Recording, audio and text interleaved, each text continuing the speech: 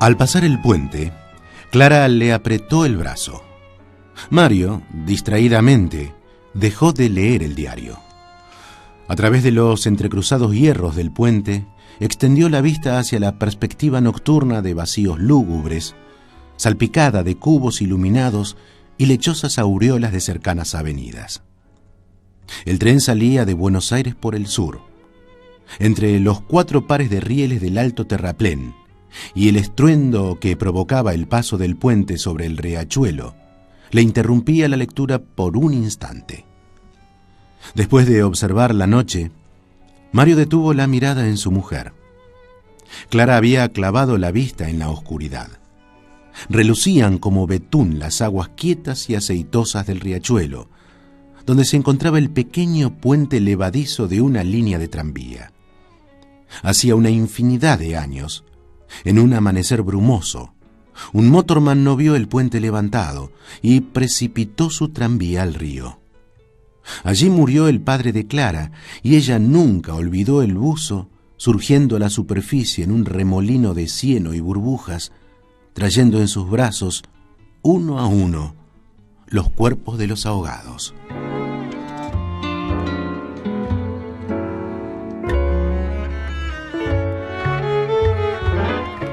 Aproximadamente hacía 20 años que acostumbraban realizar juntos este viaje, desde que compraron la casita en Lanús Oeste.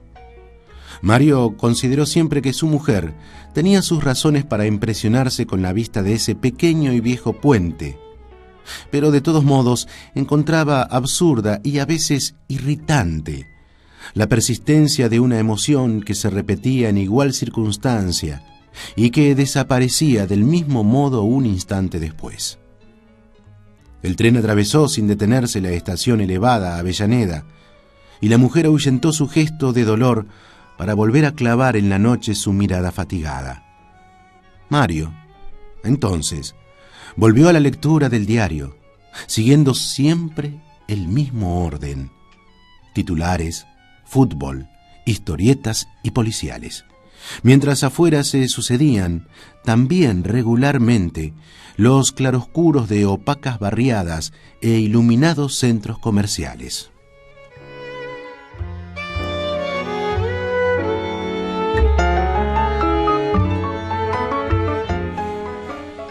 Ese paso del puente despertaba siempre algún recuerdo a Mario. A veces le dominaba la absurda impresión de estar sentado al lado de una desconocida. Era como si repentinamente se le revelase que viajaba con un ser que nada tenía en común con él. En otros tiempos le había dominado una sensación parecida, pero más intensa, al despertar en medio de la noche y parecerle entre sueños que dormía junto a una desconocida. De esa semi-inconsciencia recordaba los embates ciegos, los besos que golpeaban los dientes, una potencia que parecía nacer del fondo de esa llanura que se atisbaba desde el suburbio. Un viento de exaltación que terminaba por disolverse en la noche como fuelles fatigados, en un vacío poblado de angustiosos y pusilánime fantasmas de calles sin pavimentar, crueles en la medida que llevaban las miserias cotidianas hasta los trasfondos del sueño. Con los años desaparecieron esas bruscas revelaciones nocturnas, y del mismo modo dejó de interesarle del todo ese dolor que reflejaba el rostro de Clara al atravesar el puente del riachuelo. Simplemente se acostumbró a ese gesto de un drama lejano que en otros tiempos y por un instante le hizo sentir que acompañaba a una desconocida. Sin embargo, en el momento que apartó la vista del diario, volvió a sentir vagamente la revelación de que junto a él viajaba un misterio. La miró antes de enfrascarse en la lectura, y en esa breve mirada, en ese brevísimo estudio de un rostro configurado por una vida en común, se aseguró que allí nada podía existir de inaudito.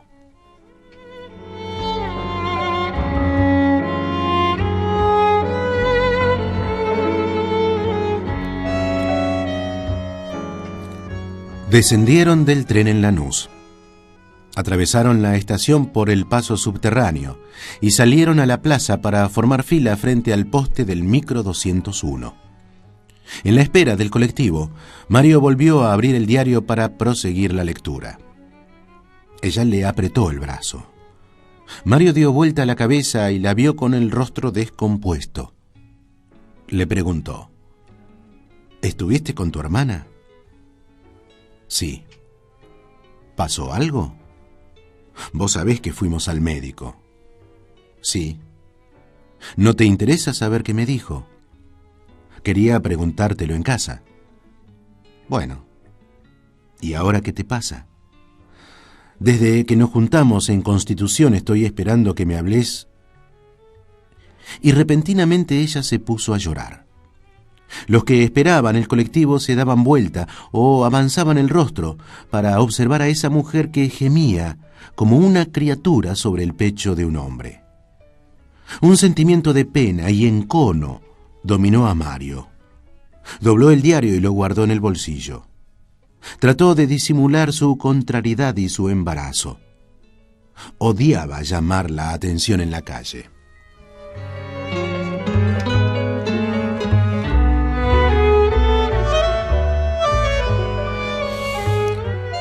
¿Qué te pasa? Clara no respondió. Entonces Mario la sacudió de los hombros. ¿Pero qué te pasa, mujer? Ella se calmó. Levantó lentamente el rostro y buscó la mirada de su marido. Mario señalaba hacia la calle. Ahí viene. Tampoco pudieron hablar en ese instante. El colectivo se detuvo y la fila se puso en movimiento. El 201, repleto, se internó noche adentro, hacia Lanús Oeste.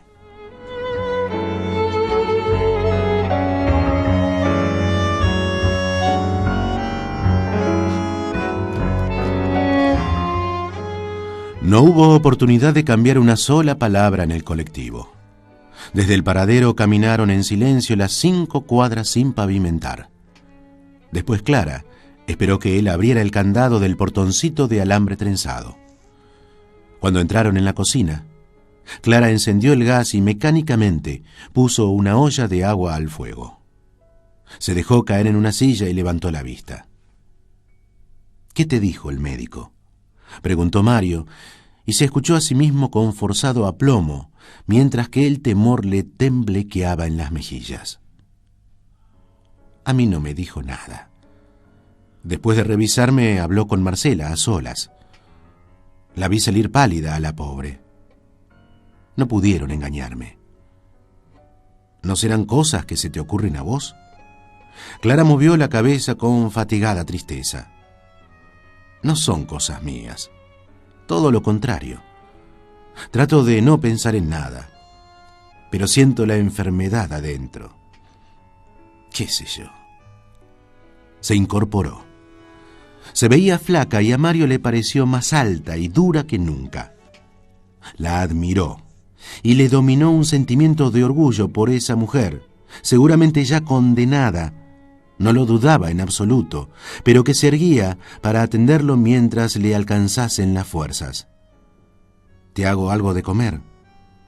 Y como él vaciló, ella se adelantó. Voy a prepararte algo liviano. Fideos con manteca.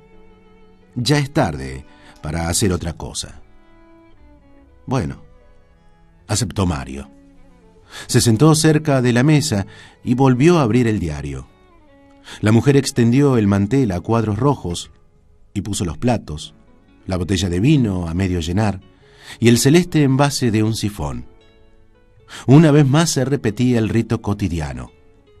Hasta donde alcanzaba la memoria de Mario, veía a su madre, después a su hermana, ahora a Clara. Siempre mujeres graves en el ritual de preparar la mesa para la cena.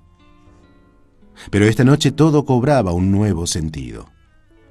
Y Clara parecía indicarle ahora que ese ritual iba a terminar un día y que ese momento no estaba lejano. Mario percibía su inminencia y caía en la cuenta de que era irreversible. ¿Pero por qué? ¿Acaso algún día podría morir todo hasta la esperanza? Sí, todo iba a terminar. Lo comprendía ahora, mientras su mujer depositaba suavemente en la mesa la repleta panera, como si se tratase de un florero.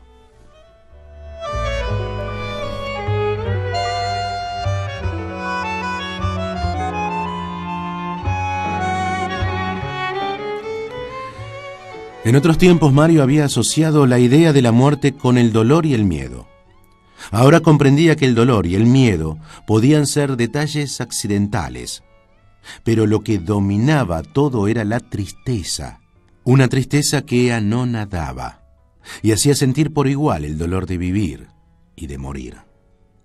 Y resultaba tan profundamente absurda la repetición de esos gestos cotidianos de preparar la cena, que por un momento creyó, como había creído toda su vida, que eso nunca podía interrumpirse. Y la revelación de lo contrario lo hirió como una intolerable injusticia. Pues cuando faltaran esos gestos de esa mujer, todo habría terminado para él. Repentinamente se incorporó. Clara lo vio pálido. ¿Qué te pasa? Se sentía avergonzado, como si lo desnudaran en público. Quería esconder su emoción. Me siento descompuesto. Se disculpó. Se dirigió al baño, pero no hizo otra cosa que golpear la puerta, como si se encerrase, y entró en el dormitorio. Se dejó caer en la cama y sintió cómo las lágrimas le corrían por las mejillas. No recordaba haber sentido nunca algo parecido, pero repentinamente recordó los días de su infancia. En las noches tormentosas, las lágrimas le corrieron por las mejillas cuando reventaban los truenos en un sollozo que el miedo hacía mudo y retenido. Ahora lloraba del mismo modo, y eso le calmaba lentamente con la terrible dulzura de estar convaleciendo de una amputación.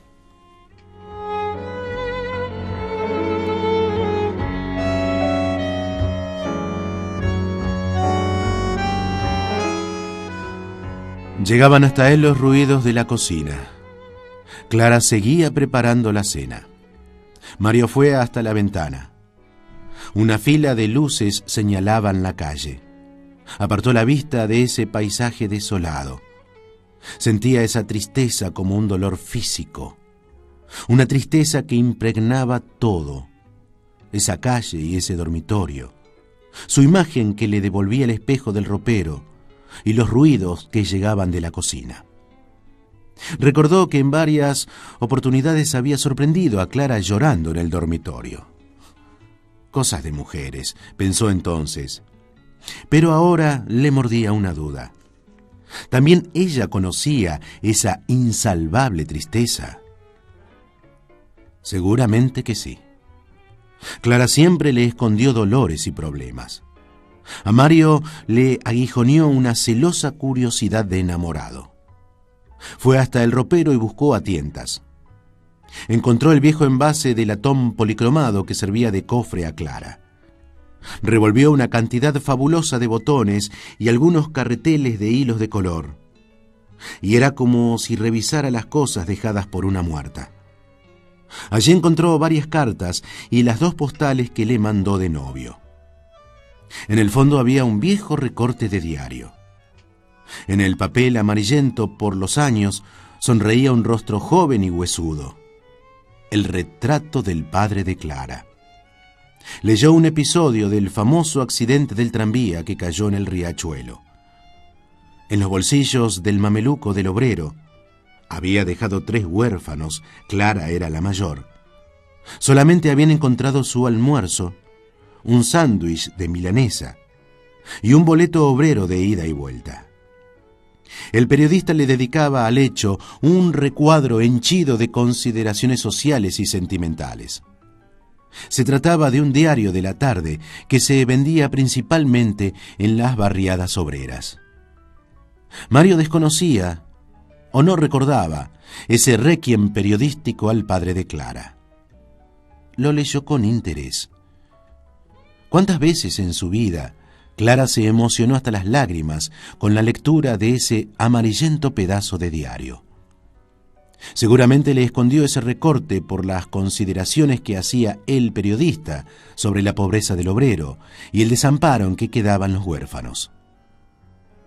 ¿Cuántas otras cosas le escondió Clara?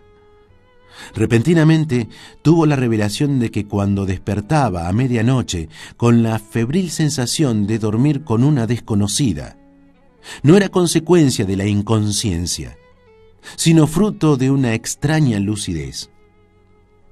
Creí que estabas en el baño. Le llegó la voz de Clara con matices que nunca había percibido. La desconocida reclamaba su presencia. ¿Estás ahí, Mario? Ya voy, contestó. Guardó la lata que oficiaba de cofre y cerró la puerta del ropero. Vení, la comida ya está servida y se enfría. Los pasos de Clara se alejaron hacia la cocina. Mario entró, allí, tratando de tranquilizarse.